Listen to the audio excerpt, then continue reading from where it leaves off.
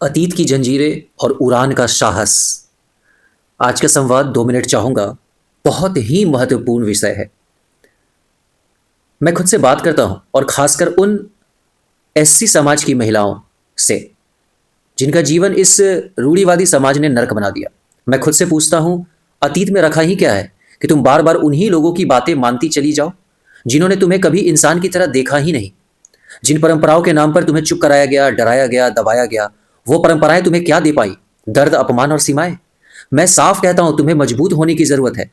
Past से inspiration नहीं, lesson लेने की जरूरत है। लेकिन सच ये भी है कि तुम्हारे लिए उस पास्ट में सिर्फ बेरिया है। फ्यूचर तुम्हारा है और फ्यूचर आजादी मांगता है। जो अतीत से चिपका रहता है वो भविष्य को खो देता है, ये हमेशा याद रखना।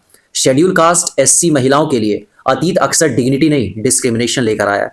फिर क्यों उसी को सिर पर ढोया जाए? मैं समाज के उन लोगों को देखता हूं जो कहते हैं कि हमारे यहाँ ऐसा ही होता है, परंपरा है, लड़की को सहना चाहिए। ये परंपरा नहीं, ऑपरेशन का मैनुअल है। ज्योग्राफी और सोशल साइंस साफ बताती है, जहां कास्ट बेस्ड रूढ़ियां मजबूत होती है वहां महिलाओं की एजुकेशन रेट्स कम, हेल्थ आउटकम्स खराब और इकोनॉमिक मोबिलिटी ऑलमोस्ट जीरो होती है। यानी ये सोच सिर्फ इंडिविजुअल को नहीं, पूरे समाज को डिस्ट्रॉय करती है। जो समाज उड़ने नहीं देता वो तुम्हारे पंख काटना चाहता है। ऐसे समाज से रिस्पेक्ट की उम्मीद रखना सबसे बड़ा भ्रम है। जहां सब पराए हैं वहां अप्रूवल लेने की जरूरत नहीं होती। सिंपली कहूं, you don't need validation from people who never valued you. मैं खुद से कहता हूं, इन तथाकथित समाज वालों को एक सीधा जवाब दो। अपनी रूढ़िवादी मानसिकता आप कैरी फॉरवर्ड रखिए।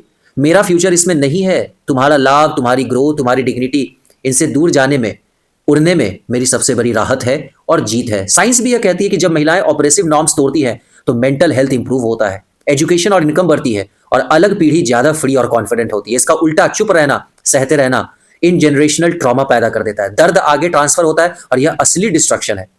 सम्मान मांगा नहीं जाता मेरे दोस्तों, मेरी बहनों, जिया जाता है।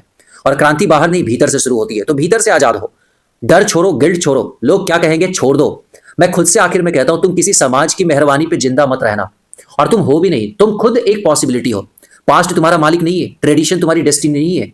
तोड़ो, निकलो, उड़ो, क्योंकि जो उड़ना सीख लेती है उसे कोई जंजीर रोक नहीं सकती। एजुकेशन लो, फाइनेंशियल इंडिपेंडेंस बनाओ, बाउंड्रीज सेट करो, बोलना सीखो। No is a complete sentence.